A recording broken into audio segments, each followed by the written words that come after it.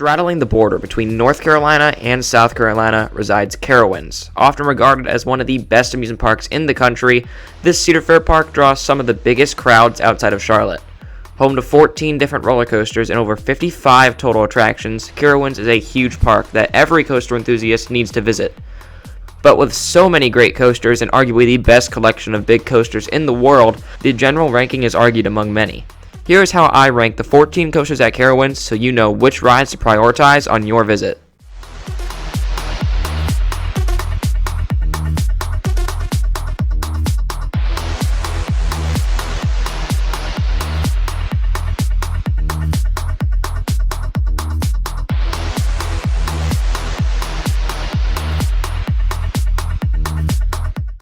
Getting the small kiddie coasters out of the way, we first have Kitty Hawk.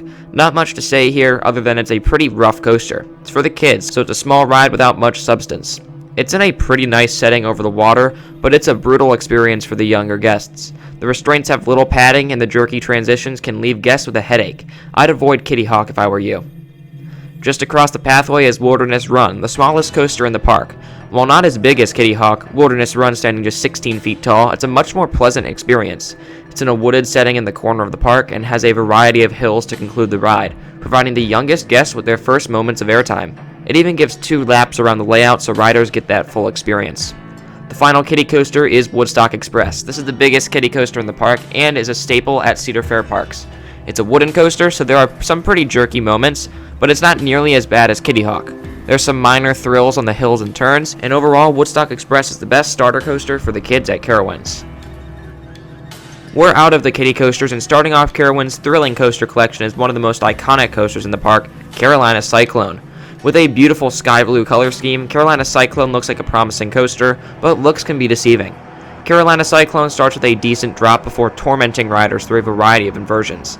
The loops are pretty forceful but uncomfortable in the old trains. The corkscrews are rough and too slow to be super forceful, but also too fast to cause hang time. Finally, the airtime pop transition between the inversions has a crazy jolt up and into the restraints. Carolina Cyclone is a short ride, but definitely a coaster to skip if you're not a fan of headaches. Get the credit and leave Carolina Cyclone. Right next door to Carolina Cyclone in the thrill zone is Hurler. And the first impression of Hurler is promising, with a fun-looking drop right next to the entrance. And actually, the drop on Hurler and first turn is pretty fun and smooth. The rest of the ride, however, isn't as pleasant. The variety of hills and turns provide no real force, and those big turnarounds are very bumpy. Carowinds did retrack some of the ride in the 2024 off-season, so it might be better since I last rode, but I'd stay away from Hurler and marathon some of the better rides in the park. One of those better rides is Carolina Gold Rusher, an Aero mine train opening with the park back in 1973. In the center of Carowinds is a wooded lake, providing a really pretty centerpiece of the park, and provides a good setting for some of the coasters, Carolina Gold Rusher included. The coaster is a phenomenal family ride with 2 lift hills and an awesome setting. The first half has a few turns and a helix through a trench. The second half has a pretty aggressive helix through a tunnel into the brake run. The smooth ride mixed with nice laterals really makes Carolina Gold Rusher a memorable mine train.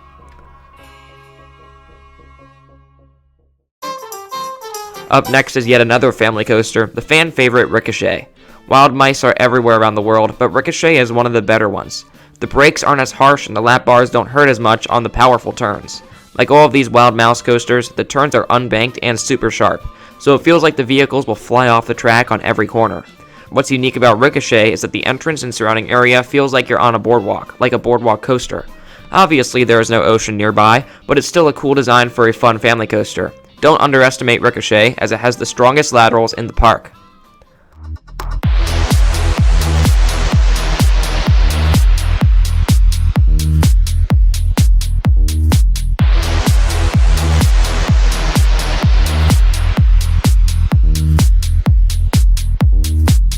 Flying Cobras is another cloned coaster, this time of a Coma Boomerang. However, this boomerang uses the super comfortable vest restraints, eliminating all headbanging that could have happened on the Cobra roll. In addition, the super intense ride experience still stands. The first drop is a lot higher and steeper than it looks. The trains fly through a whippy Cobra roll and intense loop before taking the whole layout in reverse. The backwards drop is fun, and that backwards loop is one of the most intense elements out there. By no means is Flying Cobra's a unique or super comfortable ride, but the restraints definitely help the experience. In addition, it stands as the only coaster in the park to go backwards, and is a fun fitting setting in the county fair area. Don't miss out on the backward Flying Cobras. The first of 4 B&Ms on our list is actually the second B&M ever built, and it's a strange one. Vortex's layout and model isn't strange at all. It's a typical B&M stand-up with a tiny layout, similar to what you'll see at Firebird, Georgia Scorcher, or Patriot. However, the ride itself is very polarizing. Lots of people hate this ride, saying it's a rough and uncomfortable coaster. However, I thought the complete opposite. A note to the male riders, this ride can hurt due to the bicycle seat, but the crazy positives on some of the turns and inversions in the ride, in addition to the smooth ride experience, make Vortex an underrated gem in the massive Carowinds. And there isn't a better time to ride, as the track was repainted to its original glory.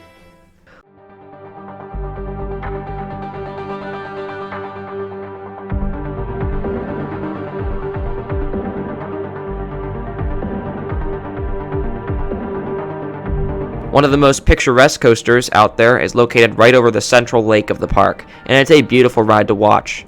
Nighthawk is another polarizing coaster due to the same reasons. The layout isn't crazy for a flying coaster, meaning riders are faced parallel to the track, facing straight down for most of the ride. In addition, enthusiasts often call this ride painful for some of the shaky transitions. This ride definitely isn't the smoothest, but Nighthawk is a super thrilling ride with one of the scariest inversions out there. You'll start on your back facing the Carolina sunshine, but then suddenly flip face down over the water before gliding around Carowinds. There are a couple of twists here and there, and a super cool vertical loop in the middle. Nighthawk is a forceful ride with an amazing setting and great inversions. Don't listen to the haters. That B&M roar of Afterburn dominates the back half of Carowinds, and you can hear it from almost everywhere in the section. It really builds up the fear before you're even near the ride. Afterburn is a crazy B&M invert. Even off-ride you can really tell how whippy the coaster is. The corkscrew before the entryway is a great example of the sheer power of Afterburn. In the back seats, you get whipped through every element. The drop is huge and the first loop is super powerful. The Immelman is super forceful as well, diving through the trenches. The most intense element by far is the Batwing, which might be the most forceful in the park. Both dives have awesome whips, and the trench in between packs in the positives. In addition, the corkscrew and zero-G roll are super whippy. Afterburn has all the best B&M invert elements combined into one sweet experience, even if it is a little short. Back when I last rode, Thunderstriker was called Intimidator, but still the ride dominates the South Carolina side of the park. The massive red track and white supports can be seen from basically everywhere in the park as it circles the perimeter. The ride experience is just as good as it looks. The massive 230-foot drop packs the air, and the massive camelbacks that border the parking lot have extreme floater airtime. While not as insane as some of the other B&M hypers, Thunderstriker still has phenomenal airtime that rivals some of the best hypers in the world. You're always guaranteed a great ride.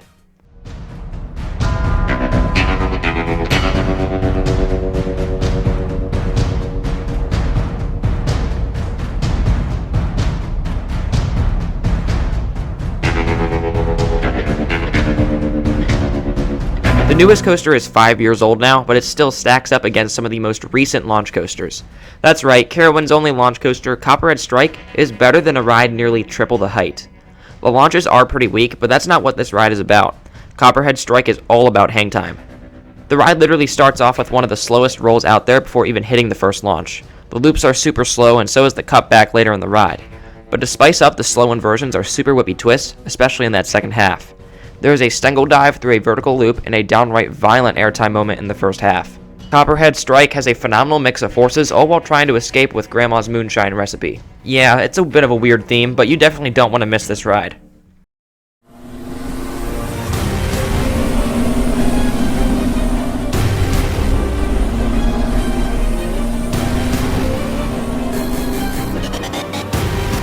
The ride that dominates the skyline of Carowinds and can be seen from anywhere on I-77, Fury 325 of course had to be number 1.